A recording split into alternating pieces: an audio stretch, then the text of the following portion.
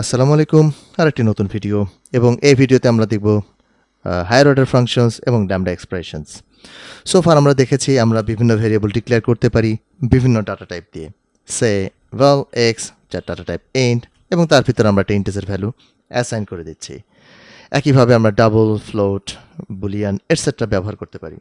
But আমি যদি এখন এরকম কিছু একটা লিখি, সে val এফ ইকুয়ালস, এবং আমি একটি ব্র্যাকেট দিচ্ছি, দেখেন আমি যা লিখেছি সেটার জন্য কিন্তু আমার অ্যান্ড্রয়েড স্টুডিও কোনো এরর দেখাচ্ছে না, এবং এটা কম্পাইল করলেও রান দিলেও কোনো এরর দেখাবে না। যদিও কোনো আউটপুট আসছে না বা আমি কোনো আউটপুট শো করছি না, বাট আমার প্রোগ্রামে কোনো এরর নেই।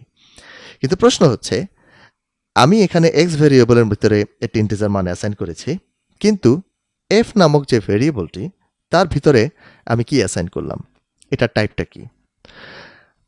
আমি চাইলে এফটাকে একটু প্রিন্ট করে দেখতে পারি যে আমার কনসোলে আসলে আউটপুটটা কি দেখায়। আমি যদি এবার রান দিই, তাহলে দেখেন এখানে দেখাবে একটি ব্র্যাকেট, তারপর একটি অ্যারো সাইন, এরপর কটলিন ইউনিট। অর্থাৎ আমি এফ এর ভিতরে যা অ্যাসাইন করেছি এটা হচ্ছে তার অ্যাকচুয়াল টাইপ। অর্থাৎ এই ভেরিয়েবলটার যেমন আমি একটি ডাটা টাইপ দিয়েছি, সো এই ভেরিয়েবলটারও যদি আমি একটি ডাটা টাইপ দিতে চাই, আমাকে দিতে হবে function parameter sign bracket unit. Actually এটা দিয়ে কি বোঝাচ্ছে, আমি এফ এর ভিতরে আসলে কি রাখছি এবং এটা টাইপটাই কি? আমি অ্যাকচুয়ালি এফ এর ভিতরে একটি ফাংশনকে রেখে দিচ্ছি, এবং এটা এমন একটি ফাংশন যেটা কোনো নাম নেই। সো এটাকে আমরা অ্যানোনিমাস ফাংশন বলতে পারি, অথবা ল্যামডা এক্সপ্রেশনও বলতে পারি। কটলিনে কিন্তু যে কোনো ভেরিয়েবলকে অবজেক্ট হিসেবে ট্রিট করা হয়। সো একটি ফাংশনকেও আমি কিন্তু অবজেক্ট হিসেবে ট্রিট করতে পারি। সো আমি চাইলে এখন এই যে ফাংশনের বডি, এখানে যে কোনো কিছু করতে পারি। সো আমি বলতে পারি প্রিন্ট আই অ্যাম অ্যানোনিমাস, ওকে। এবার যদি আমাকে এই লাইনটা প্রিন্ট করতে হয়, আমি ইজিলি এই ভেরিয়েবলটা ইউজ করতে পারি, এবং একটি মেথড আছে যেটা নাম হচ্ছে ইনভক। সো ইনভক মেথডটা কল করলে আমি কিন্তু আমার ডিজায়ার্ড আউটপুটটা দেখতে পাচ্ছি, I am anonymous. So moral of the story হচ্ছে, আমরা একটি ফাংশনকে সরাসরি একটি ডাটা টাইপ হিসেবে ট্রিট করতে পারি এবং একটি ভেরিয়েবলের মধ্যে রাখতে পারি। এখন মোস্ট ইম্পর্টেন্ট কোয়েশ্চেন, এই কাজটা আমরা আসলে কেন করব? যেখানে আমরা একটি ফাংশন নাম দিয়ে ডিক্লেয়ার করতে পারি এবং সেই ফাংশনটাকে পরবর্তীতে নাম ধরেই কল করতে পারি, সেটা না করে আমরা কেন একটি ফাংশনকে বেনামে ডিক্লেয়ার করে তারপর সেটাকে একটি ভেরিয়েবলের ভিতরে রাখবো, এবং তারপর সেটাকে আলাদাভাবে ইনভক মেথড কল করে অথবা শুধুমাত্র এই ব্র্যাকেটটা দিয়েও কিন্তু কাজটা করা যায়। সো এই কাজটা অ্যাকচুয়ালি আমরা কেন করব, এটার প্রয়োজনীয়তাটা কি? এটার প্রয়োজন হচ্ছে খুবই সিম্পল। সেটা হলো, আমরা কোনো একটা বা যে কোনো ডাটা টাইপ যেমন কোনো একটা ফাংশনের আর্গুমেন্ট হিসেবে পাস করতে পারি। যেমন আমি একটি ফাংশন ডিক্লেয়ার করি ফান অ্যাড টু নাম্বারস, এবং এই ফাংশনের প্যারামিটার হিসাবে আমি একটি ইন্টিজার ভ্যালু আর একটি ইন্টিজার ভ্যালু আমি যেমন পাস করতে পারছি।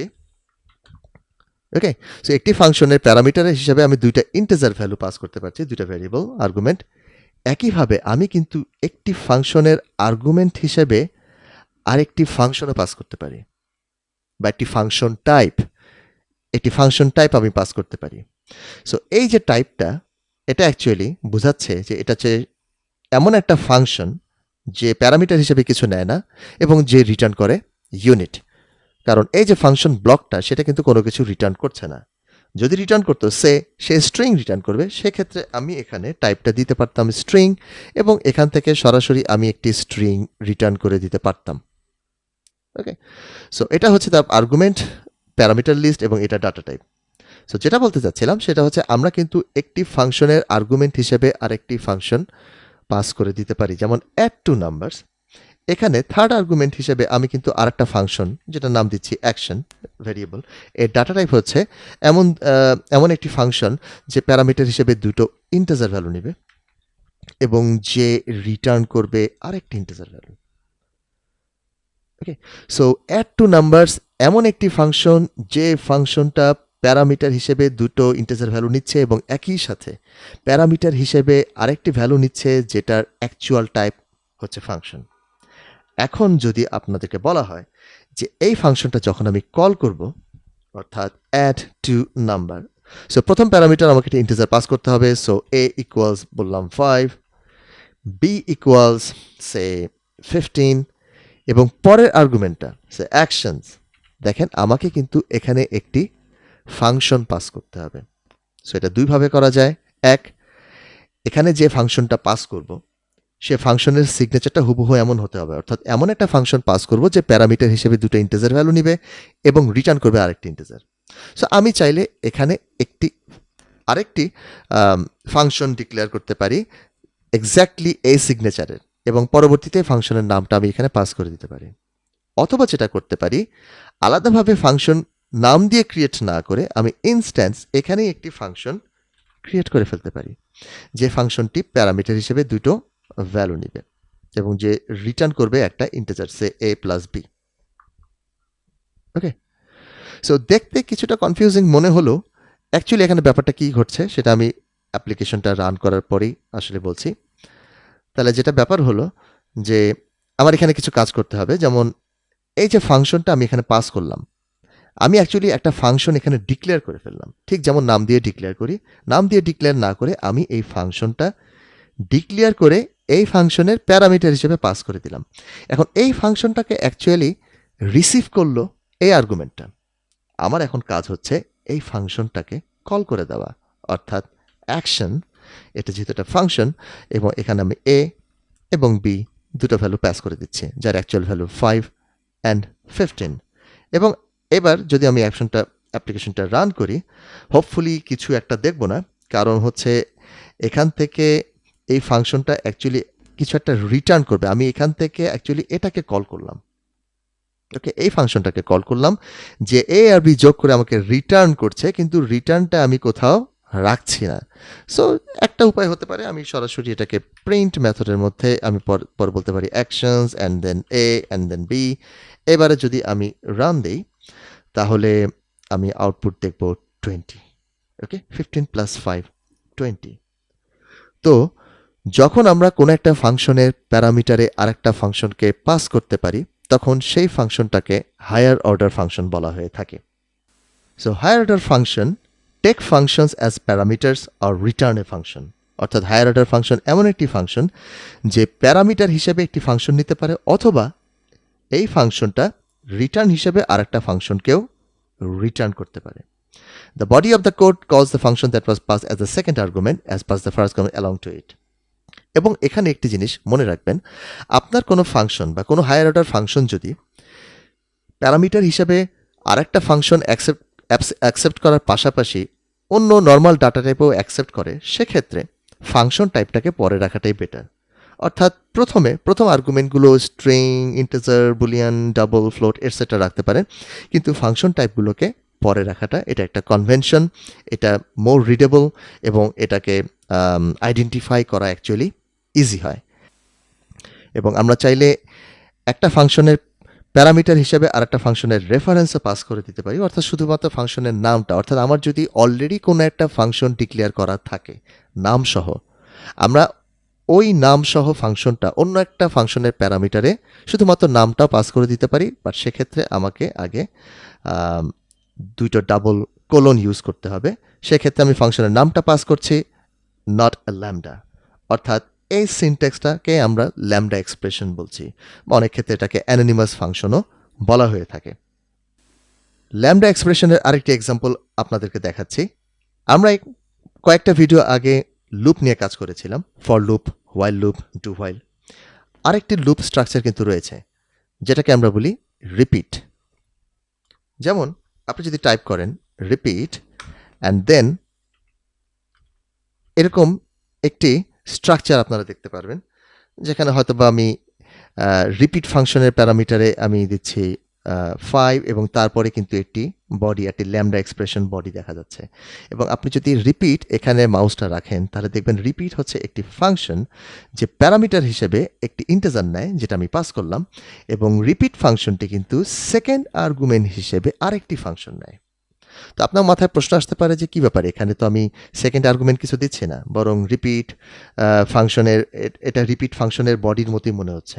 ওকে, অ্যাকচুয়ালি এটাকে এভাবেও লেখা যেত। তো সেকেন্ড আর্গুমেন্ট হিসেবে আরেকটা ফাংশন, এটাকে কিন্তু এভাবেও লেখা যেত। এবং আমি এক্ষেত্রে আমি বলছি যে প্রিন্ট লাইন রিপিটিং সে $8 টাইমস। আমি এক্সপ্লেন করছি যে ইটটা আসলে কোত্থেকে আসলো, বাট আমি যদি এখন এই প্রোগ্রামটা রান করতে চাই তাহলে দেখবেন যে রিপিটিং 0 1 2 3 4, অর্থাৎ এখানে যে 5 দিয়েছি, সো টোটাল 5 বার রিপিট হয়েছে। সো রিপিট ফাংশনের কাজ হচ্ছে এখানে যা আমি দিব, অর্থাৎ রিপিটের সেকেন্ড আর্গুমেন্টে যে ফাংশনটা পাস করতে হয় সেটাকে কয়বার রিপিট করবে। সো এখানে আপনি যে নাম্বারটা পাস করবেন এই ফাংশনটা ততবারই কল হবে। এবং রিপিট ফাংশনের সেকেন্ড আর্গুমেন্ট হিসেবে যে ফাংশনটা পাস করা হয়েছে তার প্যারামিটার কিন্তু একটা ইন্টিজার ভ্যালু।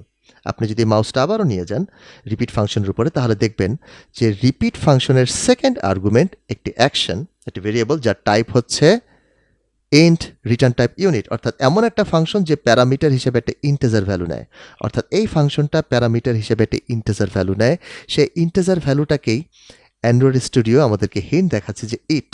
সো ইট বলতে একটি ইন্টিজার ভ্যালুকেই বোঝানো হচ্ছে যেটা প্যারামিটার হিসেবে এই ফাংশনটি নিবে। আমরা কিন্তু চাইলে এটার যে কোনো নাম দিতে পারি, যেমন ইট যদি ব্যবহার করতে না চাই আমরা বলতে পারি কাউন্ট, বা যে কোনো নাম আমরা দিতে পারি, এবং অবশ্যই এই সিম্বলটা দিতে হবে। ইন দ্যাট কেস এই কাউন্টটাই হচ্ছে এই রিপিটের মানটা, অর্থাৎ রিপিট যে করবে 5 টাইমস, সো এটা শুরু হবে 0 থেকে। সো 0 1 2 3 4 এই মানটাই প্রতিবার কিন্তু কাউন্টে পাস করে দিচ্ছে এবং সেটাই আমরা রিপিট করছি। তো কাজেই আমরা দেখছি যে একটি ফাংশন প্যারামিটার হিসেবে কিন্তু আরেকটি ফাংশন নিচ্ছে, এবং এই ক্ষেত্রে এই ফাংশনটাকে আমরা হায়ার অর্ডার ফাংশন বলছি। এবং এখানে আরেকটি ইম্পর্টেন্ট রুলস বা একটা ইম্পর্টেন্ট জিনিস যেখানে দেখার দরকার, যেটা একটু আগে ছিল যে রিপিট ফাংশনের প্যারামিটারের লিস্টের পর বডিটা দেখাচ্ছিল। আপনি যদি মাউসটা নিয়ে যান এখানে একটি হিন্টস দেখাচ্ছে, হিন্টসটা হচ্ছে lambda argument should be moved out of parenthesis. So আপনি যদি অল্টার এন্টার প্রেস করেন এবং এন্টার দেন তাহলে দেখবেন যে রিপিট ফাংশনের সেকেন্ড আর্গুমেন্ট যে ফাংশনটা ছিল সেটাকে ব্র্যাকেটের বাইরে নিয়ে যেতে বলছে। সো এটা ওয়ান কাইন্ড অফ কনভেনশন। এটাকে আপনারা এরকম মনে করবেন না যে এই বডিটা অ্যাকচুয়ালি এই ফাংশনের বডি। অ্যাকচুয়ালি এই বডিটা রিপিট ফাংশনের সেকেন্ড আর্গুমেন্ট, বাট বোঝার সুবিধার্থে বা দেখার সুবিধার্থে ইজিনেসের জন্য সেটাকে প্যারেন্থেসিসের বাইরে নিয়ে যাওয়া হয়েছে। ওকে, সো এই হচ্ছে হায়ার অর্ডার ফাংশন এবং ল্যামডা এক্সপ্রেশন। ল্যামডা এক্সপ্রেশনের উদ্দেশ্যই হচ্ছে যে আমরা যেন একটা ফাংশনের প্যারামিটার হিসেবে আরেকটা ফাংশনকে ইনস্ট্যান্স ডিক্লেয়ার করে পাস করতে পারি, এবং হায়ার অর্ডার ফাংশন তাদেরকেই বলা হয়ে থাকে যে ফাংশনগুলো প্যারামিটার হিসেবে আরেকটা ফাংশনকে অ্যাকসেপ্ট করতে পারে। এবং অবজেক্ট ওরিয়েন্টেড প্রোগ্রামিংয়ের পাশাপাশি ফাংশনাল প্রোগ্রামিং প্যারাডিজম এটাও কিন্তু খুবই হ্যান্ডি এবং ইউজফুল এবং খুবই পপুলার। ফাংশনাল প্রোগ্রামিংয়ে কিন্তু অবজেক্ট ক্লাস এসবের কোনো কারণ নেই। ফাংশনাল প্রোগ্রামিংয়ের সবই ফাংশন, একটা ফাংশনকে আরেকটা ফাংশনের আর্গুমেন্ট হিসেবে পাস করে দেওয়া হচ্ছে, ওটার রেজাল্টটা আরেকটা ফাংশনে পাস করে দেওয়া হচ্ছে। সো ফাংশনাল প্রোগ্রামিংয়ে সব কিছুই কিন্তু ফাংশন রিলেটেড, এবং কটলিন অবজেক্ট ওরিয়েন্টেড কনসেপ্ট এবং ফাংশনাল প্রোগ্রামিং কনসেপ্ট দুটোই কিন্তু সাপোর্ট করে, এবং সেক্ষেত্রে হায়ার অর্ডার ফাংশন বা ল্যামডা এক্সপ্রেশন সেটা খুবই ইউজফুল হয়ে থাকে।